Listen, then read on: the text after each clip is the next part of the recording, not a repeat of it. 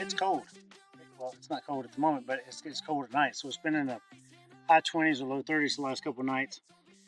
Last night, our furnace, well, we woke up this morning and noticed it was super cold in this end of the house because we had our Dyson fan heater blowing in the bedroom, so it was nice and toasty in there, but the rest of the house was cold. So I woke up this morning and the furnace wouldn't kick on. So I turned the power off to the whole situation, turned the power back on, and the symptoms were this. The fan would run for 20 to 30 seconds-ish, and then it would cut off. So that tells me that there's a fault out here.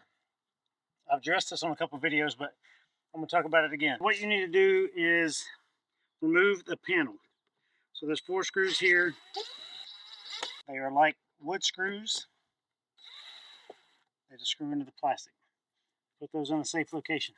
Pulling this off is different. You do not need to take out these exhaust flange screws, but you may need like your window tool or something like that.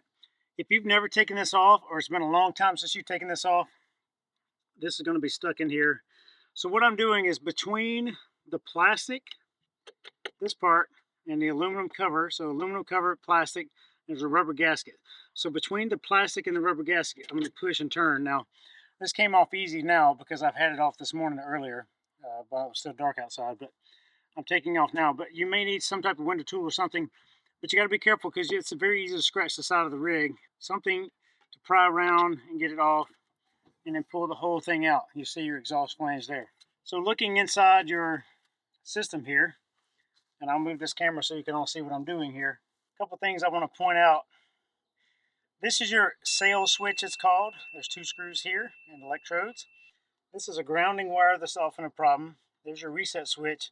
And on my model, now not every model is the same, but some models, it's a layout different. It's a bigger heater and things like that, a smaller heater. But right down inside there, there's a light flashing. And I don't know if it's be able to see on this video or not because the sun's shining right in, but here is your panel that tells you what's wrong. So 1 flash, 2 flash, 3 flashes, so on and so forth. Mine right now is giving me the warning that 1 flash, so airflow limit fault. So I know that when I turn the furnace on, I know that the air is flowing because I can hear it and I can see it. So there's an airflow fault of some sort, meaning it's not getting information from the sail switch. So what could be happening is it could be dog hair, pet hair, something else on that sail switch causing the issue. So I'm going to remove the screws for that.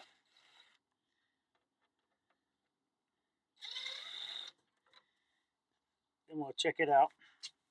But before I go any further, the reset switch here, it says off and reset, off and reset.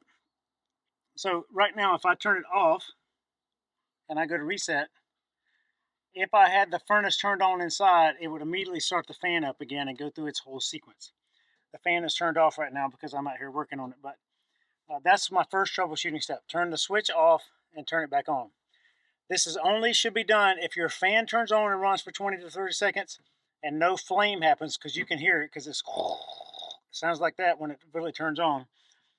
But if that doesn't happen and the fan itself just turns on every time and no flame, and you turn the whole system down and start the whole system again, same thing happens.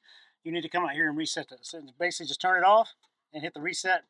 It will cycle through that process again. If the same thing happens, then you got to look at the LED light flashing and tell which fault it is. Again, mine was 1 flash every 3 seconds, so telling me there's an airflow fault, which means it's probably the sail switch. So what this sail switch is, and I see hair on it already, when the fan blows, it pushes this aside and it makes contact right down here at the bottom, and that's what gives it its signal for air, that it knows that there's airflow. So I'm going to take my air compressor. If you have canned air or anything else like that, you might want to blow this out.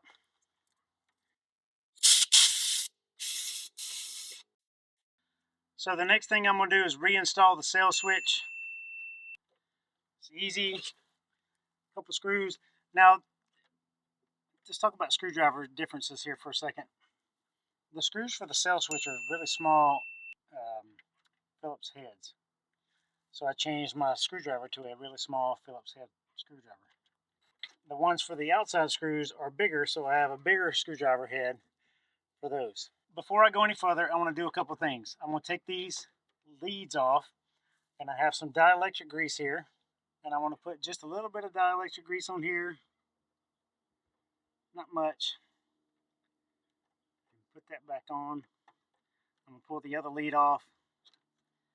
Put a little dielectric grease on it. I'll put it back on.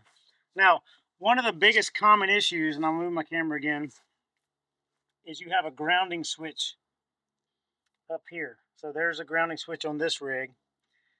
And that grounding switch is sometimes an issue. In our old rig, it was a problem all the time.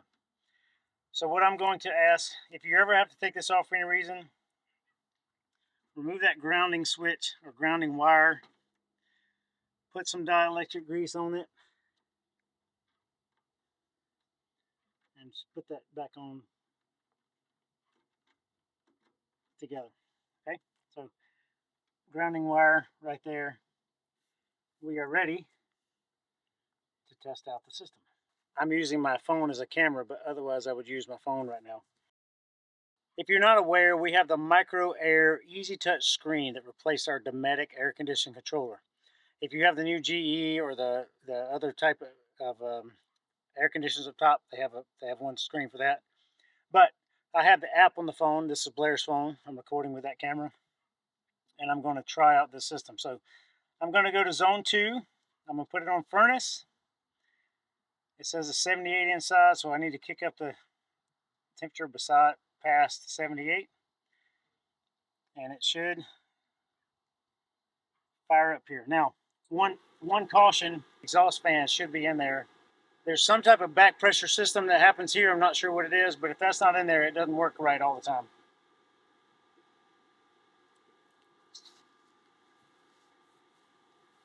So my fan is working, and I have a fault again. So the fan runs for 20 to 30 seconds and then shuts off. So now I have the LED light flashing again. So the little LED light there is flashing. 3 seconds. So that tells me that there's still an airflow limit situation. So I'm going to reset it. I'm going to try it one more time.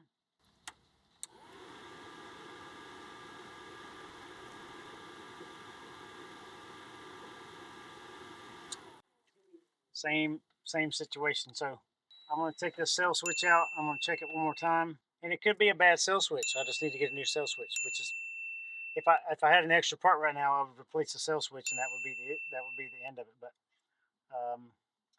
I can verify that. I've got the 2 wires for the cell switch, and I'm going to make connection on those when I reset it.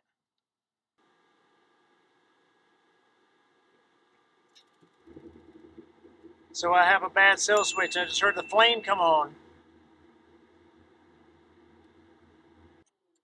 So I turned the system off. So I held these 2 wires together. That would be my cell switch. So I know now that I have a faulty cell switch. So I'm going to get a new one of these, and we'll go forward.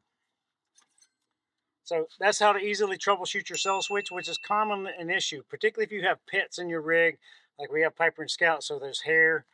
And this thing just worked yesterday, so it's not that far out of whack. But so sometimes messing with it works, sometimes messing with it doesn't work. But that was a cell switch. Again, this one had hair on it, so I assumed that was the case. But that's an easy way to verify if it works or not. Just hold those 2 wires together, and I will replace that as soon as I can get one. If you have a flame sensor or a ignition lockout, it means you may have lost gas or have out of gas or something like that. But a flame sensor is one thing, gas is one thing, airflow is one thing, and it has to have all 3 before it will allow this thing to ignite. So it's a safety feature built into it. So it's really great for that purpose, but kind of a pain when you are just trying to use the heater. So I'm going to go see if I can find me a cell switch somewhere online, get it delivered today, or pick it up from a local RV store. So more to follow when I get that done, but I know what it is.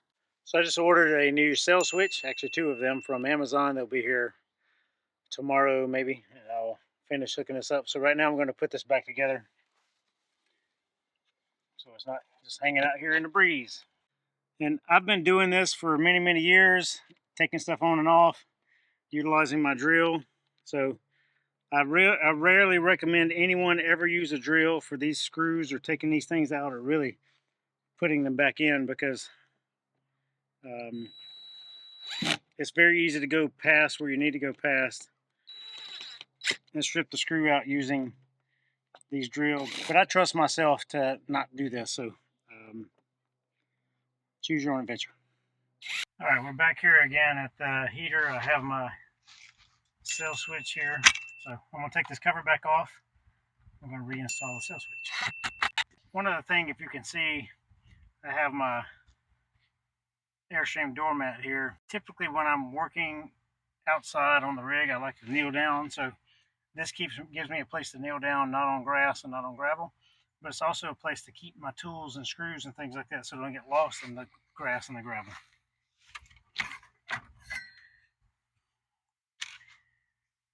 All right, cell switch.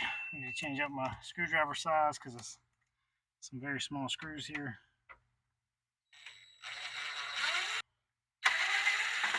But the new one here, it comes in the various pieces. So you have the housing, the actual switch, and you have screws. And all those screws are to attach cell switch to it and to put it back onto the rig. Get started here. I'm going to attach the cell switch in the same manner. This back hole back here is really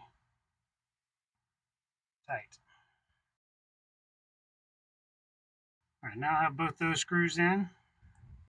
All right, so I'm going to remove the wires from the old one and put them right back on the new one. Now, if you recall, previously I had put dielectric grease on both of these already, so this side has dielectric grease on it already, so I don't need to reapply it, but otherwise I would. And I will reinsert that, line it up, find my little screws. I need to go inside. Blair's not here, so I can't use her phone at the moment, but I'm going to need to go inside and turn on the furnace. And I'm going to put the tailpipe in just to check. I'll be back.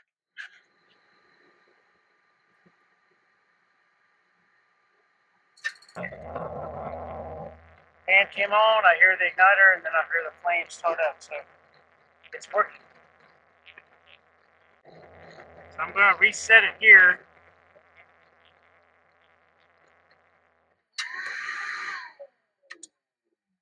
And restart it again. Fan's on, going through his checks. So do I have air? Do I have gas? Do I have spark? It should start sparking momentarily. Sparking gas, we're all good. So I know that I have a good working heater now that the cell switch has been replaced. I'll go inside and turn this off. So it's off, but the fan is still running. Now, the fan will continue to run, and always remember that when you hear the flame stop, the fan will continue to run until the basket is cool enough to shut it down. So I'll wait for that, and we'll put everything back on. All right, so the fan is working as it should. Before you put the cover back on, just make sure none of your wires are going to get caught in any of these things when you put the cover back on. Make sure it's clean and free of debris. So I had my air compressor in here and blew it out the other day, vacuumed that on the inside, and we're going to go inside momentarily and show you some other things you may want to consider for your heat. Just a reminder, when you screw these back in, make sure it's tight enough and this gasket is fully flushed against the side of the rig to keep water out of there when it rains. Right here is a cutout. This is where the air goes into and up into the furnace, pulling cool air in from the house and pulling it back out and reheating it. Here is the intake, and it comes up and over, and there's your furnace back there. If you live with furry creatures like we do, you may have noticed that this is a great collection point for hair. And the cell switch out there, one of the most common issues with those with pets is that pet hair gets wrapped around the cell switch, limiting its movement, therefore not making contact. So pet hair with these furnaces is one of the major reasons why the cell switch doesn't work. Ours did have pet hair on it, but it was, I don't know, the cell switch had failed, so it was still not making contact properly. You may wonder what this big green thing is right here, but it's a filter. It's an air filter. I don't know if this is going to work. This is just something I'm trying, so I'm going to use it for a little while, and then I'll follow up with you and let you know if it worked or not. But we don't use this very often, so this is going to sit right up against the bottom of this thing and go down to the floor and hopefully trap some of the hair that gets sucked up in there when the heater's in use. But let me see if I can make this work here. There's nothing for it really to hang on to, but I bought the giant one at Walmart. This customizable, you can just cut it down to whatever size you need. So it has two of these. I cut this in half, basically. Stop. I'm gonna figure something else out. I may need to cut it one more time here and put it up in here. I don't want it touching the heater because it may be too warm, but I also want it to protect the airflow going in through here and really not be in the way unless it has to. So let me find my scissors here. I'm gonna cut this down one more time. Just know that when you cut this, it leaves a lot of green mesh stuff all over the place.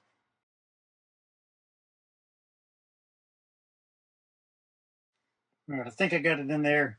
So basically, it's the top of it's about here, and the bottom of it's about here, and it's sitting at a angle like that, pushing against this piece back here. So it's sitting at a little angle, and hopefully it'll stop some of the hair from getting sucked up in there. It's probably not a permanent solution, and I think as soon as we drive down the road, it'll probably fall out, but it may be something to stop some of it. So we're going to try that out. And this is a cheap enough option for me to try. Now it's time to sweep up my mess. If you have any questions about troubleshooting your heater, I'm sure there's online and many YouTube videos out there, but this is Brad's process. These little gray things here that hold your solar wires down, whatever double-sided tape Airstream uses at the factory to put these on the roof, it does not stick very well over time. So I encourage you to hop up on your rig on the ladder and or just get up here and look around and see if any of them are flopping around. So this particular wire was just hanging over to the side here, so I got to put it back underneath. And I'm going to try to add one here and over there. But I found one on this back panel here too that's also loose. What you don't want is the thing flopping around like this over time, because it will eventually something like one of the screws here will rub through the wire, which would not be ideal, or it's going to scratch your roof because it's got something underneath it. But I'll put some more double-sided tape on here, and I'll clean the roof off with a little bit of alcohol, and I'm going to reapply these. I'm going to put two on this particular one because it's such an extra long wire. But anyway, that's what I'm up here doing this morning. Something you may want to check on your own rig. And that's that. And I'm going to hop down here and talk about this ladder. It's a really cool ladder that folds up nice and neat and stores pretty easy. So real quick on this ladder. So this is the second one of these I had. I had one of these with my first fifth wheel, and I didn't really need it because I had a ladder to get up on top. So the only time I really needed it was to clean off the front. But it didn't work that well. So I got a little giant ladder that I could spread apart. They do make these where you can spread them apart and have like a standard looking ladder, but this one is just super lightweight. These pieces come up and you release them. These are pretty handy. I got this one as an Amazon return, so it's cheaper. But anyway, they're really nice ladders. And if you're climbing up on this side of the rig, be very careful because your awning is really what you need to lean it against, but it's too high on this side. So on the other side, the awning is a little bit lower, but I still like to get some pool noodles and put around here, or wrap a towel around with some duct tape and just lean it against the thing so it doesn't scratch. And you shouldn't be up there doing a whole lot of wiggling or that kind of thing anyway. So pretty cool ladder, and it's something that fits easily in the back of the truck or inside the rig in your closet. And it's super easy to carry, pretty lightweight. I think it might weigh 10 pounds, something like that, 10 or 12 pounds. But so one of the things I recently received was this 7-way trailer plug cover. So it's on our Amazon page. It's something I got. I have dielectric grease already in there, and I keep it off the ground. I really keep it tucked underneath the A-frame when not in use, but this will keep dirt and debris and stuff like that from out of it. Because depending on the park we're in, if it rains really hard, the dirt bounces up and it can get in here. So This is something super easy that you can attach to your rig for keeping your 7-way pan clean. This pulls over here, slide it on down, get it out of the way. Now when you're using it, it has a little clasp here, so you can just put it right around the wire there, so it won't fall off and dangle while you're driving down the highway. But just a cover, that's all there is to it. But something you may want to consider for your rig. And here you can see I tucked mine in and put it on top of that to keep it out of the rain from straight down on it.